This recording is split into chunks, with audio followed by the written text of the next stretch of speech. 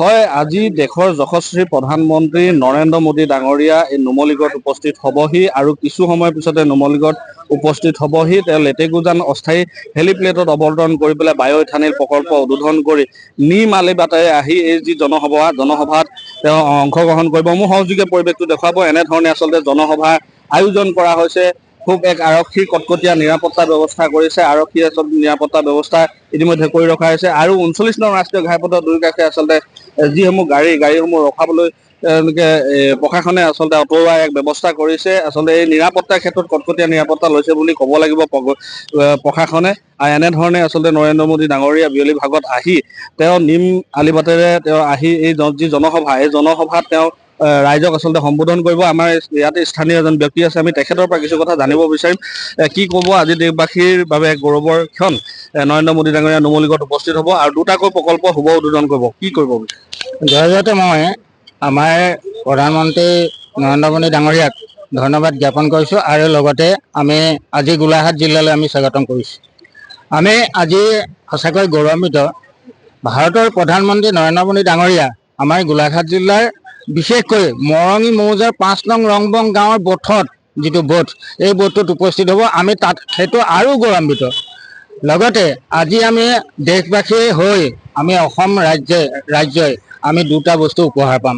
সেই দুটা বস্তু উপহাৰ পোৱাৰ বাবে আমাৰ যি প্ৰস্তুতি, এই প্ৰস্তুতি ইতিমধ্যে সমাপ্ত ঘটিছে আৰু খন্তেক পাছতেই কেইমুহূৰ্তমানৰ পাছতে আমাৰ তেখেত আহি উপস্থিত হ'বহি।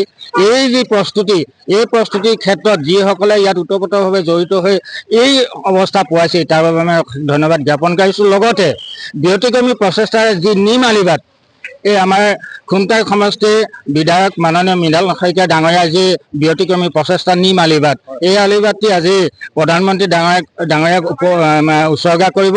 লগতে এই যি আলিবাটটি, এই আলিবাটটিৰ যোগেদি আমাৰ আজি যি প্ৰধানমন্ত্ৰী আমাৰ ইয়াত পদাৰ্পণ কৰিব, সেই স্মৃতি যুগমীয়া হৈ থাকিব। যিহেতু দুটা প্ৰকল্প উদ্বোধন হ'ব আৰু বহু নিবনুৱাৰ বাবে এক আশাৰ সঞ্চাৰ কঢ়িয়াই আনিছে, কি ক'ব? হয়, আমাৰ যিটো উদ্যোগ আজি তেওঁ উপহাৰ দিব, তাত কমেও 30,000 আমাৰ নিবনুৱা যুৱক যুৱতী তাত সংস্থাপন হ'ব।